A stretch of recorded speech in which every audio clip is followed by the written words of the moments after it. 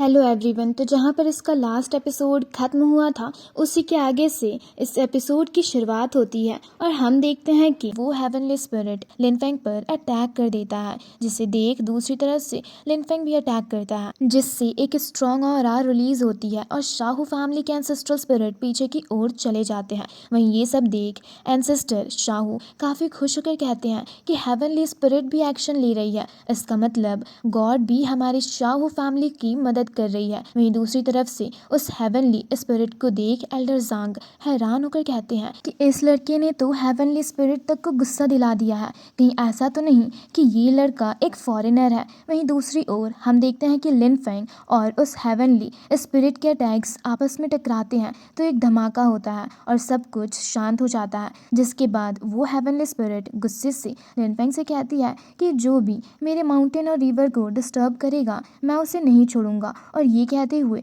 वो वापस से लिनफेंग पर अटैक कर देता है। लेकिन जब उससे लिनफेंग का चेहरा दिखता है तो वो अपने अटैक को दूसरी डायरेक्शन में कर देता है और काफी हैरान होता है। वहीं उसे देख लिनफेंग सोचने लगता है कि अब जब मेरे सामने शाहू शियांगरू की असलियत आ ही गई है तो इससे पंगा लेने की मुझे कोई जरूरत नहीं है और यहाँ से मेरा निकलना ही बेहतर होगा। और इतना कहकर वो डीमन किंग के स्पिरिट बॉडी को अपने पास रखकर वॉइड गेट को क्रिएट करता है और वहां से निकलने की कोशिश करता है। लेकिन पीछे से शाहू फैमिली की एंसेस्ट्रल स्पिरिट उस पर अटैक करके उससे रोकने की कोशिश करती है, लेकिन लिनफेंग अपने फ्लेमिंग ड्रैगन की मदद से उनके अटैक को ब्लॉक कर देता है, जिससे वो पीछे की ओर चले जाते हैं और इसी दौरान लिनफेंग भी वॉइड गेट के अंदर चला जाता है। अब ये देख एल्डर जांग अपने फैमिली के एंसेस्ट्रल स्पिरिट को समन करते हैं, जो कि लिनफेंग पर अपने डिवाइन स्वॉर्ड से हमला कर देता है, जिसे अपनी ओर आता देख लिनफेंग समझ जाता है कि ये गोंगशन फैमिली का है और ये देख वो काफी खुश होकर कहता है अच्छा ही है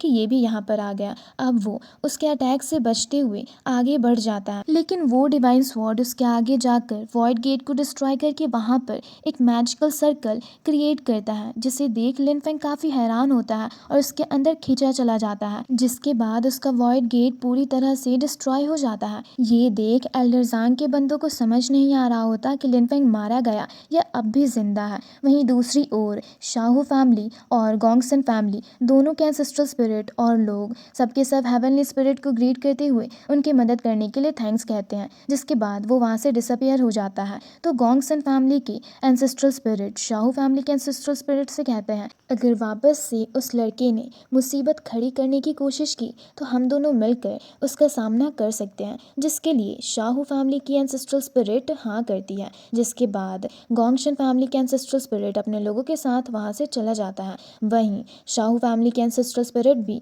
वापस एंसेस्टर शाहू के पास चली जाती है। जिन सबके जाने के बाद एंसेस्टर शाहू काफी मायूस होकर कहते हैं कि अच्छा होगा वो मारा गया हो, नहीं तो हमारे फैमिली को बहुत ही बड़ी मुसीबत का सामना करना पड़ेगा। अब इसी के साथ सीन शिफ्ट होकर यहाँ जी मान्या और बाकी सबके पास आता है, जहाँ पर जब उन्हें लिनफेंग के बारे में खबर मिलती है तो वो लोग उसको लेकर काफ़ी ही ज़्यादा परेशान होने लगते हैं। लेकिन जी मान्याओं को परेशान देख सुप्रीम एल्डर्स से कहते हैं कि तुम परेशान मत हो, उसके पास वॉइड गेट है तो उसे कुछ भी नहीं होगा। तभी उनका एक बंदा उन्हें बताता है कि मैंने सुना है गोंगशन फैमिली के एंसेस्ट्रल स्पिरिट ने भी अचानक से एक्शन लिया है। अब ये सुनकर तो लिनली काफ़ी ही ज़्यादा हैरान हो जाता है और कहता है कि अगर वॉइड गेट के अंदर वॉइड स्टॉर्म क्रिएट हो गई होगी तो लिनफेंग तो बहुत बड़ी मुसीबत में पड़ जाएगा। लेकिन सुप्रीम एल्डर से समझाते हुए कहते हैं कि तुम परेशान मत हो, क्योंकि लिनफेंग इसी तरह मरने वाला नहीं है,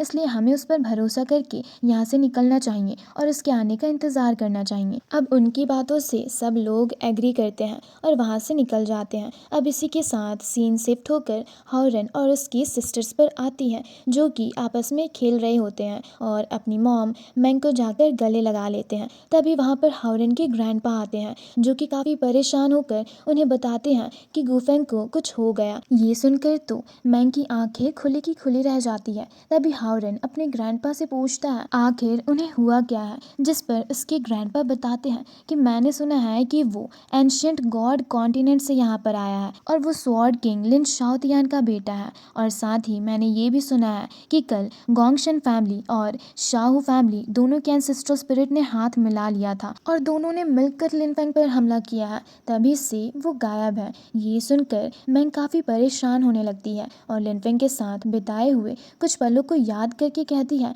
पर ये कैसे हो सकता है। अब उसकी हालत को देखकर राओरेन कुछ चीज़ों को नोटिस करता है और कहता है कि अंकल गुफेंग का सरनेम भी लिन है और मेरे डैड का सरनेम भी लिन है। कहीं ऐसा तो नहीं कि वही मेरे डैड है। ये सुनकर हाओरेन के ग्रैंडपा उसकी मॉम को देखने लगते हैं और वहीं सोल और कियानशी भी मैंग को गले लगाकर कहती है मॉम आप भी अंकल लिनफेंग को जानती हो। तभी उन लोगों के ग्रैंडपा मैंग से कहते हैं मुझे जहाँ तक याद है आज से 4 साल पहले तुम भी एंशियंट गॉड कॉन्टिनेंट गई थी, तो कहीं ऐसा तो नहीं कि हाओरेन का डैड लिनफेंग ही है। ये सुनकर सब चौंक जाते हैं। तभी मैंग उनकी बातों से एग्री करती है और सबको बताती है कि हाँ हाओरेन के डैड लिनफेंग ही है। ये सुनकर तो सबकी आंखें खुली की खुली रह जाती हैं, लेकिन वहीं हाओरेन काफ़ी ज़्यादा खुश होता है और कहता है तभी मैं सोचूं कि जब भी मैं उनके साथ होता था तो मुझे कुछ जानी पहचानी सी वाइफ क्यों आती थी। अब पता चला कि वो तो मेरे डैड ही हैं।